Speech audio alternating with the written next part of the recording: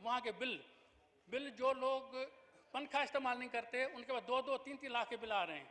ऐसी कमेटियाँ तश्कील दी जाएं जो वहाँ जाके देखें कि उनके घर की मालियत कितनी है और बिल की कीमत कितनी है, तो कम से कम लोगों को रिलीफ तो मिले।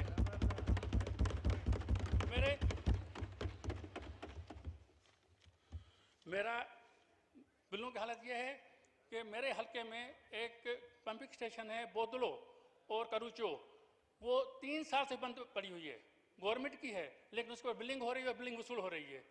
पहले तो ये आप इंक्वायरी करवाएं कि ऐसी वापडाक से हमें क्या फ़ायदा, ऐसी हेस्को केस्को से क्या फ़ायदा जो हमारे किसी काम के ना आ सके और हमें यानी हमारी ज़राअत भी तबाह हो, हमारी मईशत तबाह हो, हमारा रोज़गार तबाह हो। तो खुदारा ये कमेटी बिठाएं और इस लाइट के मसले को फ़ौरन हल कर दें। कमरदीन चांद जो हमारा इलाका है, यूसी मसरुआ है, यूसी फुल, ये ऐसे इलाके हैं जहाँ 6-6 महीने से लाइट बंद पड़ी हुई है, फीडर बंद पड़े हुए हैं। ये किसके साथ दुश्मनी की रही है? क्या मैं एक गरीब वर्कर है, एक जागीरदार से जीत के आया हूँ उसके लिए?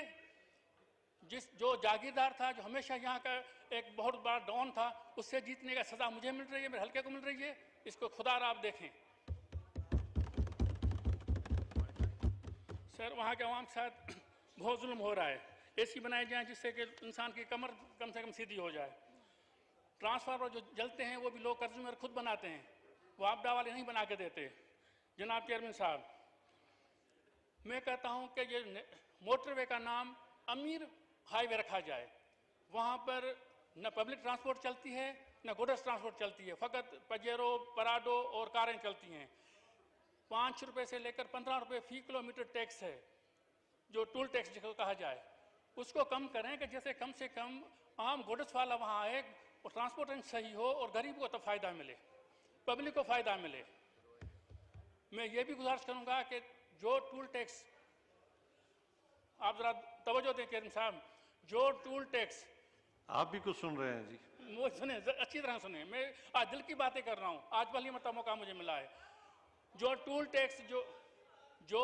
टैक्स प्लीज इंटरप्ट ना करें, सुने, चाहे गवर्नमेंट साइड हो चाहे अपोजिशन साइड हो, आपका काम है हौसले के साथ सुनना चाहिए।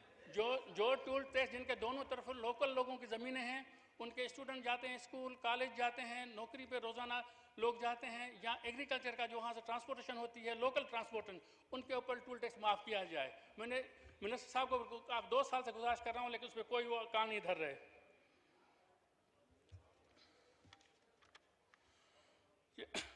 मेरी डिमांड है कि लोकल लोगों के लिए ज़राअत के लिए फ्री किया जाए। दूसरा ये है कि हम लोग ज़राअत पेशा लोग हैं, मजदूर पेशा लोग हैं।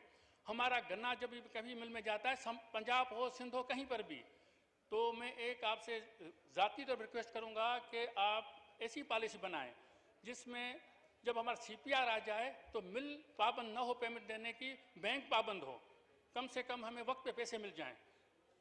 काश्तकारों को 2-2 साल से पैसे नहीं मिल रहे। ऐसी कोई पॉलिसी वाजे कर दें कि CPR आने के बाद गारंटी बैंक की हो, मिल की को ताल्लुक न हो उनसे।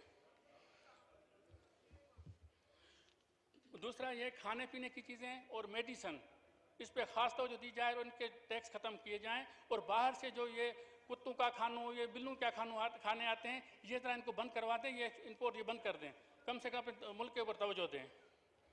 हमारे नौशहर अफरोज़ में एक सेंट्रल गवर्नमेंट की तरफ से एक इदारा बना था, फर्नीचर की ट्रेनिंग के लिए लोगों को ट्रेनिंग देंगे। 3 साल से कोई फंडिंग नहीं हो रही, इस बजट में कोई 1 रुपया भी इसके लिए नहीं रखा गया, ज़मीन उसके लिए हुई है, उसके लिए कोई देखें। और हमें एक यूनिवर्सिटी दे दें सेंट्रल गवर्नमेंट की तरफ से नौशहर अफरोज़ में, ये सिंध का सेंटर है, कम से कम हम भी कह सकें कि इस गवर्नमेंट ने हमें हमारे इलाके में कुछ दिया। दूसरे जितने हमारे बैराज चलते हैं, जैसे रोहड़ी बैराज हो गया, दाद बैराज हो गया, इनके इतने बड़े हेड बने हुए हैं कि अगर लोकल लेवल पे आप बिजली के छोटे छोटे यूनिट लगाएंगे कि इनके लेफ्ट राइट आपको मुफ्त की बिजली मिलेगी। आप इलाके में ये कर दें, कम्युनिटी सिस्टम बना के उनको उनके हवाले कर दें, तो ये भी इतना बड़ा फ़ायदा मुल्क को होगा। ये पन बिजली खैर और ये चीज़ें जो बना रहे हैं या सोलर, उससे जान छूट जाएगी। हमारे पास बहुत यानी कि गुंजाइश है इस पानी से बिजली पैदा करने की।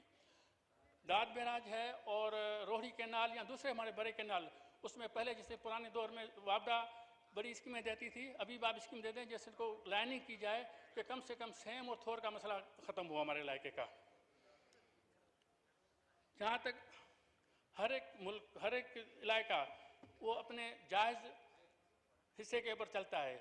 हमें एनएफसी का सही नहीं मिल रहा, जिससे हमारा मुतालबा है कि सिंध को सही एनएफसी अवार्ड दिया जाए कि जो भी मसले रुके हुए हैं वो हमारी गवर्नमेंट सही तरीके से कर सके। मैं इतना अपने डिस्ट्रिक्ट नौशाद फिरोज के हवाले से कह सकता हूँ कि जो रोड्स, लिंक रोड्स जो इंटरसिटी बने हुए हैं वो इतने अच्छे बने हुए हैं कि कम से कम नेशनल हाईवे से ज़्यादा बेहतर हैं। मैं सुबह सिंध के सीएम को मुबारकबाद पेश करता हूँ, उन्होंने लोकल ऐसे अच्छे रोड बना के दिए हैं, मैं फ़ख्र कर सकता हूँ। लेकिन सेंट्रल गवर्नमेंट की तरफ से हम ज़ीरो हैं। क्या हम इस मुल्क के हिस्सेदार नहीं हैं? क्या हम लाख लाख वोट लेके नहीं आए? क्या ये मदीने की रियासत है कि एक तरफ तो सब कुछ दिया जाता है और हम लोगों को अछूत समझ कर रखा हुआ है कि भाई इनको कुछ नहीं देना? हमारा हक बनता है, हम अवाम के से वायदे करके आए हैं और अवाम को हमें मुंह दिखाना है।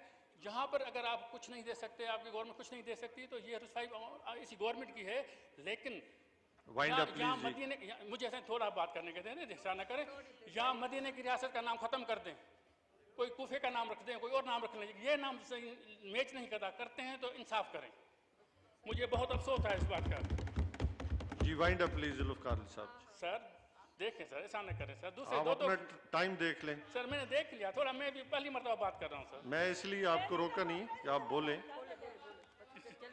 एलबीओडी को मुकम्मल किया जाए। जी जी। अच्छा, दूसरा ये है कि आपका एक बहुत बड़ा प्रोजेक्ट था पाक ईरान गैस पाइपलाइन, उसको क्यों रोक दिया गया, उसको क्यों साइडलाइन कर दिया गया? अगर वो आज होता तो हमारे मुल्क के गैस के हालात बेहतर होते। उसको आप इनिशियली आप उसमें ले लें कुछ।